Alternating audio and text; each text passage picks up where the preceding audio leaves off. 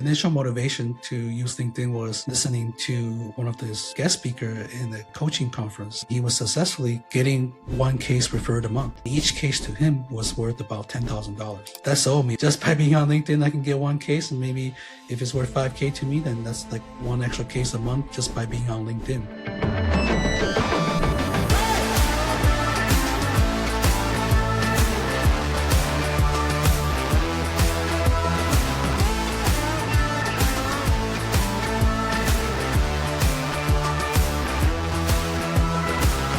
Most firms survive, the best ones scale. Welcome to the Managing Partners Podcast, where law firm leaders learn to think bigger. I'm Kevin Daisy. Let's jump in. What's up, my podcast family? Welcome to another episode of the Managing Partners Podcast. I'm here with a LinkedIn influencer, if you will, but also just a great business law firm owner. Got Jimmy Lai on the show, and if you don't know him, just go on LinkedIn. He's built quite the following, but we're just going to chop it up today. We're going to cover some stuff about LinkedIn. We're going to cover some stuff about managing a law firm and kind of the different paths we can go, what Jimmy's up to and where he's going, and what's worked best for him. So, Jimmy, welcome to the show. Yeah, thank you. Thanks, Kevin. Thanks for having me on. It's still weird to listen those words come out of people's mouth. LinkedIn influencer. I don't think I really set out to be a LinkedIn influencer, but I'll take it. As an introvert, showing up on LinkedIn over the last 19 months, it's been a journey. Yeah, and that's a short amount of time, I think, to build up the following you have on there. And again, you didn't set out to do it, but, obviously people related to the content and found it helpful or engaging. So, sometimes people just hit the right nerve and, it works out. Yeah, that's the secret to it. It's just, hit the right nerve and resonate with people, and people will naturally want to keep following and engaging with your content. Yeah, I love it. And so, first I want to hear about your background and some story, but we'll talk about LinkedIn a little bit too, and how that's helped you in a way that most people might think it's all lead gen, but, we'll kind of talk about that in a few minutes. But yeah, tell me how you got to where you are, founding your own firm. You have a partner, so it's Lai and Turner, correct? You're in Oklahoma City. Yes. Yep.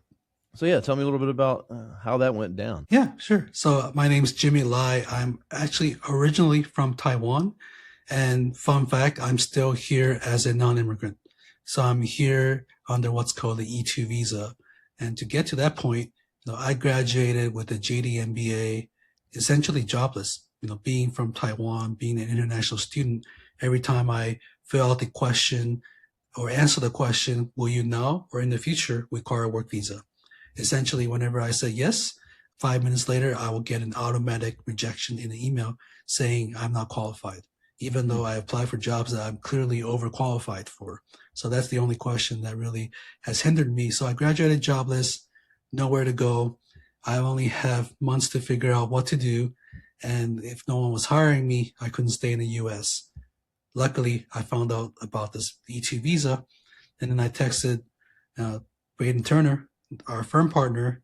He was my law school classmate. And I just texted him and said, hey, do you want to start a law firm together? So, this might be a way for me to continue my career in the U.S. And he just said, sure. So we just did it through text. Wow. That's how much, I guess, we trusted each other. And that's key. Like, the trust that we have for each other has allowed us to grow. He trusted in me in making those business decisions, the strategies to put in place to grow the business. And I trust in him on the fulfillment side to deliver exceptional legal service to the clients. That's awesome. Text your friend, hey, you want to jump off a cliff? Sure, let's go. Yeah, so I don't know, maybe I was delusional in thinking that, we'll be successful as a business. And then maybe he wasn't normal as well, saying, okay, let's start a business together. Yeah. I mean, that's awesome. I mean, obviously, good timing, he believes in you, trust you, but it must have been the right time for him too, just to be like, you know what? Yeah, let's do this. So I think the best time to start a business is always just right now, because some people overcomplicate things. They wait, they try to plan, and they might not ever make that leap to start. So, Right. My dream was actually just to be an employee. Actually, just clock in, clock out. Don't have to worry about sleepless nights worrying about payroll, marketing, new clients, and can enjoy my weekends, weeknights. That was the life I was looking forward to. Just clock in, clock out, and everything else is not my problem. And actually, my mom's wish, her dream for me was just become a professor so that I would maybe have summer and winters off and can go visit her. So that was like what the goals were. But then I was thrust into this entrepreneurship life, and her herself, she was an entrepreneur, so she knew what it takes to kind of run a business and what sacrifices need to be made. She didn't want that life for me, actually. So, but now she's come around and she's fully supportive.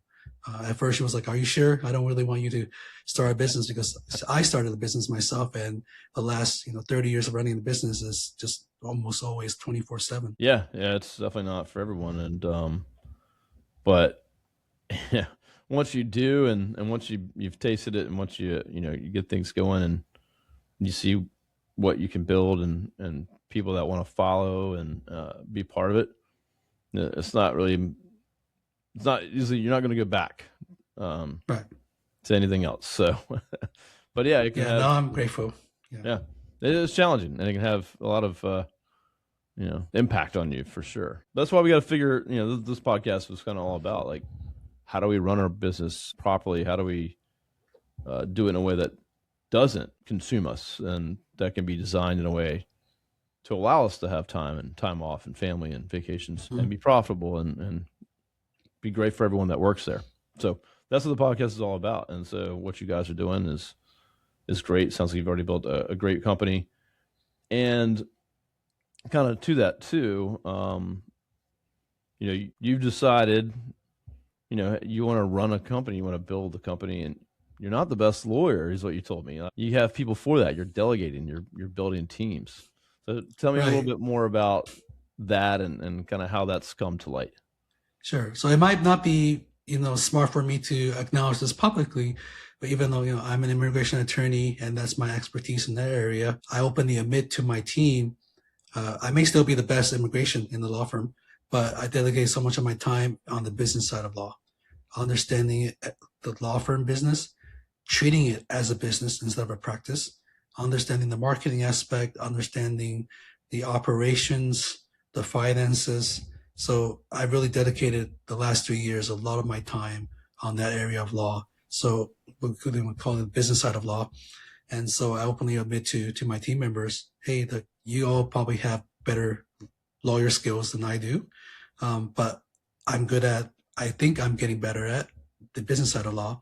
And then my job as a CEO is fully embracing the CEO role. And I see my job as two main functions. One is to allocate resources behind certain strategies or the team members to make sure that they're successful and empowering them to do a great job for clients. And then my second function is making sure clients keep calling us, making sure the phones never stop ringing, making sure we have sufficient inquiries coming in to keep the pipeline going. So right now I see myself as these two main functions, but eventually I'll also need to be delegating those functions out because we don't have a chief marketing officer yet. I am the marketing right now, which I enjoy because my undergrad was actually in marketing. So I really like doing various things, but sometimes I think I can catch myself. They call it shiny object syndrome. And so that's how I got into doing too much on LinkedIn and everything. But one of the things that really allowed me to grow was the willingness to delegate. I recognize I'm not the best lawyer in Oklahoma. I'm not the best. I don't even know how to do family law, criminal defense, but I fully delegated that out to leaders of those practice area groups. So we do like family law, criminal defense, estate planning, personal injury, and immigration. And immigration is the only practice area that I do. But all the other four, I fully entrusted those leaders to really handle those practice area groups. Yeah, I love it. You wear so many hats when you start out, but delegating is the most powerful thing when you can realize too, you're not the smartest person in the room or the best in the room for these other functions, especially when it's stuff that you never even were taught or learned how to do. But sometimes as entrepreneurs, we want to put our hands on everything. We want to do it all. I think it's good to have understanding. Like you don't want to have zero understanding about marketing, zero understanding about the finances, but you're the owner, right? But you're not going to be the best at probably any of those things. And over time, yeah, you have to delegate out. So kudos, because, I own marketing agencies, and I'm by not even close to the best marketer on our team. So I'm getting worse every day because, I just don't do the work. I don't do the marketing. I literally have to go to my team to understand and get updates on where things are and markets and trends and stuff like that. So it's more of me getting, a brief, but I can relay that because I can talk to people, but I am not the best marketer by even any stretch of anything. So, Yeah, so like kudos. thank you. That's the mindset I've had, is like, that's what they say, if you're the smartest one in the room, then you're in the wrong room. So I'm really trying to embrace that mentality, that let go of my ego. I don't need to be a know-it-all, and accept that there's someone better than you out there who happens to be working for you. So that's my whole goal now, is just hiring people smarter than me, more skilled than me, to come join the team. And yes, organizationally, I may be on the higher up on the hierarchy, but I really want to treat them as team members that collectively we have one vision, which is to serve our clients well. That's it, and do a good job. So that's kind of what the mentality that I'm trying to embrace. Yeah, I mean, you create a place, that, if you're delegating, you're creating positions, you're creating opportunity, you're creating growth. And when people see that they can grow at your firm in different ways, whether it's new positions, departments, or just maybe leading people, they want to be there. They have what I call mental ownership. They don't have equity or true ownership, maybe, but they like the culture, they like the vision, and so they protect what you've built. And then when they hire, they don't want to hire bad people, because then they're going to be working with those people. So Right. you kind of create this system. I think the next hardest thing is, as you grow, is to have, just take any position, say like an office manager, something like that, to where they can hire someone better than them, or in a position that maybe they're doing it temporarily, but they're just not the best at. Is sometimes you got to bring in people over top people, and really sometimes that can be challenging, I think, for team to be like, yeah, you're not an HR manager, so you can't just keep that role. We have to at some point hire someone that's got that experience. So I think that's just kind of the next evolution, for people to have to battle with. So yeah, and that was the evolution that I had to go through myself the first year of the business. As I was wearing many hats, trying to do it all myself. And that's just really the openness to figure out like how to get someone involved and having ownership of that. At the end of the day, I think no one would ever care as much for your business other than yourself. But I've gone taking the mentality that if they can just care at least 80% of how I care, then that's good enough. And then the other 20% can be developed over time. So that's been my mentality, is like 80% is good enough. We can always train. We can always dedicate some resources to, ensure it's 100%, but 80% is a good goal to strive for whenever I'm delegating. And so like most recently, we finally hired a fractional CFO. I was in charge of the finances, but it's beyond me at this point, too complicated.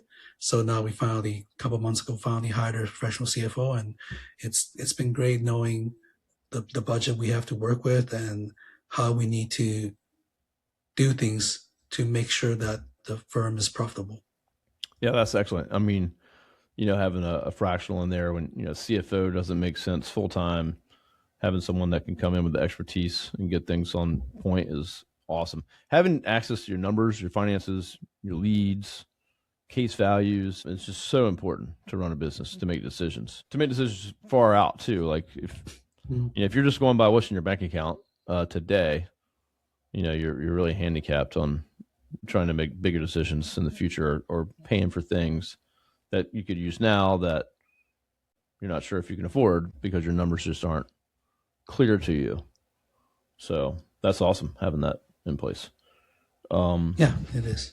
We haven't touched on LinkedIn. And by the way, first off, your two roles that you've kind of chosen to focus on, I think, are great. So we need leads coming in, and then make sure everyone has what they need to to keep the clients happy. So that's, new business and retention of business clients and referrals. I think that's the best place for you to be putting your time for sure. When we talk about people, culture, things like that, finding great people, a lot of law firms struggle with, we can't find people, or we're too busy because we can't hire an associate, or whatever positions it might be. It sounded like LinkedIn has really helped you there. So you've built this following and things like that, and you post a lot.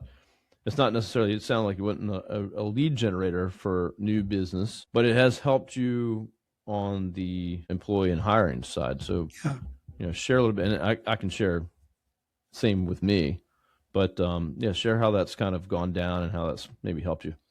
Yeah, I would love to trade notes. After I share mine, love to hear about how you've used LinkedIn.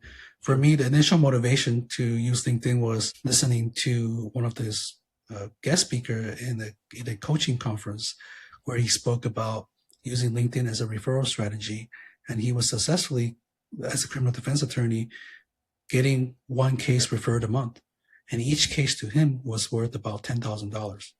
So that sold me. I was like, oh, just by being on LinkedIn, I can get one case, and maybe if it's worth $5,000 to me, then that's like one extra case a month just by being on LinkedIn. Don't have to spend too much on ads. At that point, when I heard about it, I was already spending around 10, 15 grand a month, I would say, on Google ads, Meta ads. Sure. But I really wanted to figure out the organic side. So that was the initial motivation to be on LinkedIn, was that maybe I can get some referrals my way. However, over the last 19 months, I've only gotten 8 clients directly from LinkedIn. Unfortunately, like, LinkedIn wasn't the main lead generation for me, but I would say like the big wins were like connecting with people. If I was on LinkedIn, I would not be on the podcast today. Your associate wouldn't have found me and wouldn't have reached out to me. So I wouldn't be on these podcasts, making these connections with attorneys all over the US and all over the world. And not just attorneys, like just really good professionals.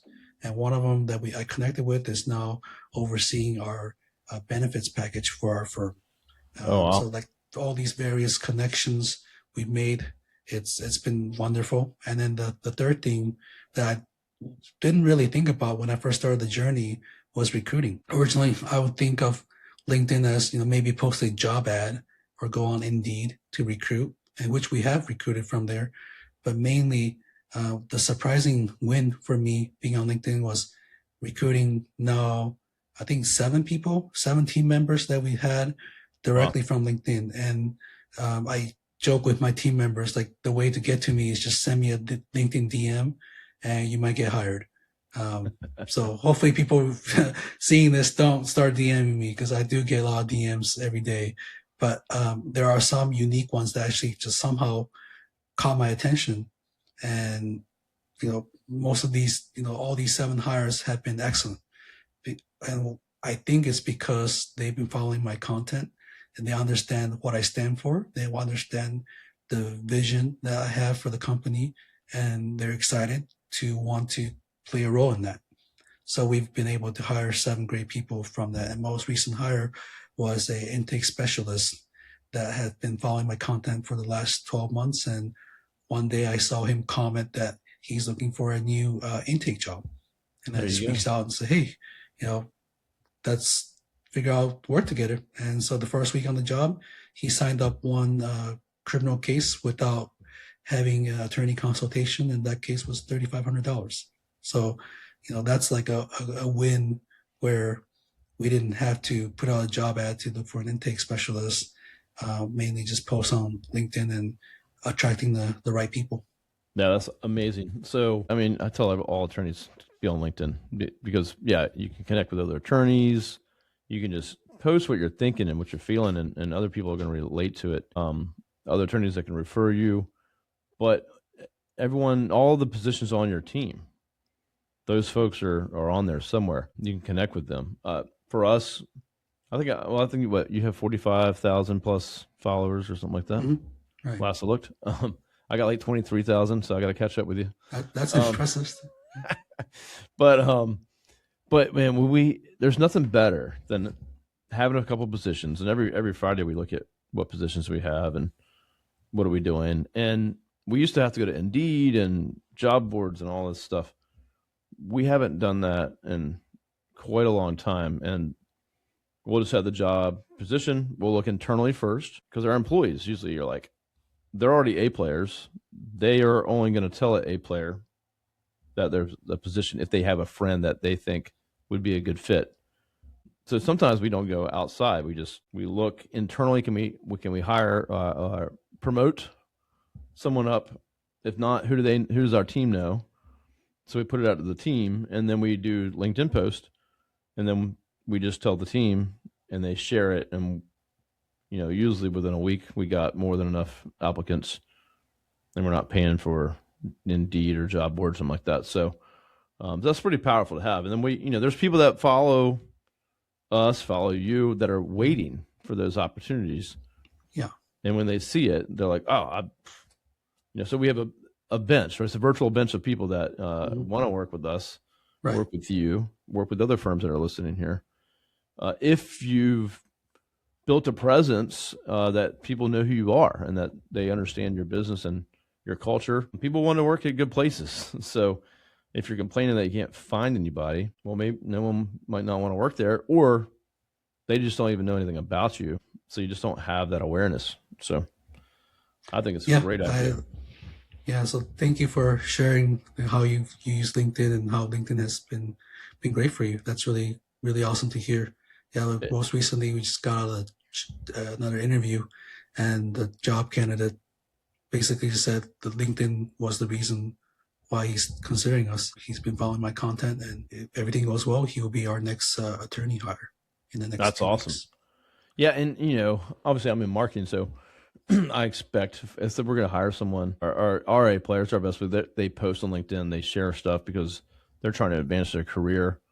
Versus some people just use it as I only update it once I move jobs, kind of, just like a resume. But when they see you're active, the leader of the law firm, the owner, you push good content, things that are relevant to what they're doing, they're on there. They're looking to get better at their craft, and they probably connect with people that are in their same positions. It's just a great place to connect and to follow up with people. And a lot of times too, even if we're like, hey, this person over this other company, they almost were going to work with us a couple of years ago, but timing wasn't right. And just go to LinkedIn and DM them. And we've gotten a lot of success that way. Hey, you should reach out to this person. Go on LinkedIn, connect, DM. Hey, one of our existing employees mentioned you. We're hiring. Figured we'd send it to you to take a look. And it's just a great way to get in front of people. One thing I need to try to inspire my team is to get on LinkedIn more. I tried to run an experiment a couple months ago where I said, all right, there's a no social media use during the workday policy, but I'll give you all 30 minutes each day, however you want to allocate it. Go ahead and scroll LinkedIn. So I'm like giving you 30 minutes each day to scroll LinkedIn. You don't even have to comment, just, scroll and be on LinkedIn. But somehow it fizzled out. In the beginning, there were a couple staff members that did that, but it wasn't sustainable somehow. So I need to figure that out still. How do I inspire the team members to grow their personal brand? Now that's the risk for me, is that, maybe if they grow their personal brand, that they might just go and leave and do something else. But I think that's the risk that I have to be willing to take, is that I'm going to be putting resources behind them to help them grow their personal brand, and they could be a great ambassador to our firm. And 100%. If they leave, then that's the risk I take. Some of them will leave, but some of them will be great ambassadors and help me and help the company attract potential clients or potential colleagues to work with. I think that is a great risk to take, and I think it's even riskier to try to hide your people, or I've had people in the past that worked for me that were like, I don't want to show any of our team on the website, or none of our team, because people are going to come take them. Like, if we make an amazing place for them to work and give them those opportunities to have their own brand and to be themselves, we're less likely to lose them. They're going to want to stay here. You're going to lose some people. Like, if they have the entrepreneur itch and they've already planned, they knew they want to start their own thing, they're going to go do it at some point. And I've lost some great people that own their own companies that I still talk to, and they're doing very well. But we got plenty of A players that are here, and they've been here for many years. And so create the right place where they want to be, give them the opportunities. You might lose a couple, but I think you'll keep way more if you do that. Some of the big attorney influencers that I know, they don't own the firm. And they bring in more cases than anyone else in the firm. But they're not leaving the firm. They're making a lot of money. They're getting a lot of recognition, but they still don't want to be entrepreneurs. They're fine doing their thing. So there's some amazing attorneys out there that they don't own the firm, and they got hundreds of thousands of followers on some of these platforms. So give them the platform for it. I'd say go all in on that. Yeah, and just that alone, like this conversation has been worth it for me. That's this mindset shift to be more willing to take that risk. I've been like, okay, I'm gonna take the risk. Okay, maybe not, maybe I will. So now after this conversation, you've really inspired me. It's just, hey, just go for it. Some might leave, and even without trying to do this initiative, we already had a couple of attorneys leave and start their own firm already. So why not go for it, do it? And yeah, some might leave, but I might end up keeping more and attracting more. So yeah, I think you do them a service. They might improve or get better and go off and do the thing that they had planned to do. But I feel like that's great when an employee leaves. Here when we have over 60 people, we're going to lose people. We're going to keep people. Sometimes they move around. Sometimes they have things you can't control, family, whatever it could be. So you're just never going to keep everybody. Especially as you grow. It's just not possible. But it's great when they're like, hey, I'm going to go do this other opportunity that they now have. And you say that's excellent. Like, you've given them that opportunity in this part of their life that got them to that next spot. And that's going to be okay sometimes. Versus they leave because they're not happy, and then, it's a falling out and they just leave you high and dry. What would you rather have? Yeah, I guess so. Yeah, like, I guess the difficult part for me is that mindset, like, they're employees, but I kind of treat them as friends. Like, anyone that joins us, I treat them as good friends, and I'm human, so it does hurt. Like, man, sad that a good friend is leaving us, but I need to have the mentality, okay, we're good friends, and if you want to, sometimes it's life circumstances beyond their control, but just wish them well, and yeah, that's a mentality. They could also come back. Yeah. We've had people be like, man, the difference, like, because they leave and go to another company, another firm, or another opportunity, but the grass isn't always greener. Sometimes they might want to come back. They could come back with other people. They could come back with new experiences. So I think it's just, you have to kind of roll with the punches. But if you give them the opportunity to create the best environment, you're friends with them, you give them everything they need, they'll only say good things. And if, you give them all the opportunities you can, I think you'll keep way more people. Your retention will be way higher, in my opinion. And some can become influencers, drive a lot of cases, and stay, and just be happy, because not everyone wants to be an entrepreneur. I mean, at the end of the day, it's not for everybody. So, you're going to have folks that are just happy where they're at, and if they can make more money, build a personal brand, help you out, help you grow, then they're going to be rewarded for that. Yeah, somehow this became like a coaching session for me. It's inspired me to go ahead and do that. Well, I've started my own business when I was pretty young, and so I've been doing it a long time. But I just learned from everyone around me, honestly. My business partner, and other folks. I got my COO, Eric Thomas. Like, just watching other people make decisions, but also, mistakes, fail, things that we've learned from that you just kind of, it's easy to say, oh, just do this, because you can't protect everybody to keep them all. They're going to leave probably anyway. Yeah. So sometimes you just have to lean into it and say, screw it. We're going to give you everything. I know, like, my sales team anyway, like, I have a whole social team. If they want to opt in, we'll create all their content, video, social media, everything. But they don't have to do it. And I got salespeople that don't want to have a brand or talk about anything work. And you got some that go all in, and they're making their own videos and reels and social stuff. So it's up to them. Yeah, that's a good mindset. And after this talk, I'm gonna start planning on how to roll that out and inspire the team on. And the next thing would be sharing the the book, I didn't really think about like writing a book at all, like sharing about my journey of being an introvert, how to kind of be visible on LinkedIn. So next thing would be like just sharing them the book and then pretty much the step by step guidebook on how to build your personal brand on LinkedIn. Oh, I love that. That's awesome. Yeah. And it being, you said an introvert, like how do you still get yourself out there and become comfortable with it and put the content out and be vulnerable? Because LinkedIn, that's kind of a platform where you can be yourself, be real.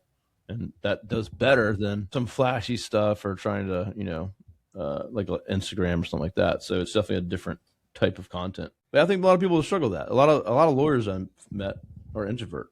And I think the general public thinks the lawyers are up in a courtroom, controlling the whole situation and can jump on a stage at any point in time and just take over. Yeah. But not the case all the time. Yeah, no, that's a rare breed of attorneys, and television made it seem like it's the norm.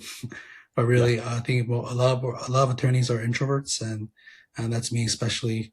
And you hit it nail on the head earlier of being vulnerable on there.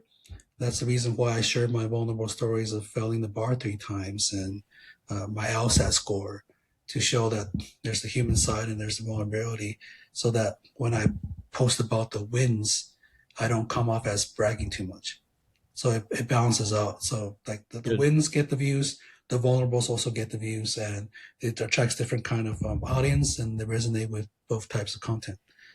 Your audience knows the fails. They know the real you. So when you do share a win, they're like, yeah, and they're supportive versus, you can share a win and have nothing but haters on some platforms. So yeah, I think that's, you figured out kind of the secret sauce right there and what works on that platform. So yeah, so anyone listening, think you don't have nothing to talk about because you failed or you suck at this or that, you got a ton to talk about, Yeah, that's what I thought too. Like, I'm an introvert, so much so that I tell people when I was growing up, if let's say, Kevin, I know you and I'm at a grocery store and I need something from aisle 2 and I see you in aisle 2, I'll deliberately wait till you leave aisle 2 to go get the stuff I need. Just so I don't have to say hi. Oh, the weather is nice today, or like do small talk. That's how much of an introvert I was. I didn't want to do that. So like going from that to maybe oversharing too much. And LinkedIn in a way has been kind of like my public diary. Sharing the wins, the losses, what my thought process are, what's a new thing that I've learned today that I want to share and talk about. And so I kind of treat it as that, and somehow people enjoy that content. I love it. And everyone, please go connect with Jimmy Lai. It's Lai. Find him on LinkedIn and connect with him and look at his content, especially if you're trying to get on LinkedIn or do better on LinkedIn. Wondering what's going to work best for you. And I bet, so if you're an introvert or if you think you have no good stories because you're not super successful or have a huge firm and maybe you're starting out, plenty to talk about. Just using real stories, things that you've actually done. I appreciate you sharing today, Jimmy. Yeah, thanks for having me. I hope anyone listening to this enjoyed this episode, and yeah, reach out to me on LinkedIn. Happy to talk about how to grow your LinkedIn and exchange ideas and information about running a business. Excellent. No, yeah. I mean, I could talk to you all day. We could probably cover a lot of different things. Maybe we have to have you back on for different area of the business that we can talk about. And so we'll have to line something up for that. Jimmy Lai. So you have LaiTurnerLaw.com. If you want to check out his firm, they've really put a lot of good things in place. Of course, if you want any direct connection, I can do a DM through LinkedIn or just email me and I'll get you connected. Thanks for listening, everyone. I appreciate it. Be yourselves. Get vulnerable. Give your people resources. Delegate, and then you don't have to be the best lawyer in your firm either. I think that's another huge lesson. It's okay to bring in other people, to not be the smartest person in the room, to not be the best lawyer there. We also talked about how important it is to focus on the business of the law firm and having your hands on financials, marketing, things like that. So get better at those things, or bring in people to do it and that already have the experience. So. Yeah, get better and then get the Inc. 5000 award that you see behind Kevin. There you go. I actually just got best place Congrats. To work by Inc.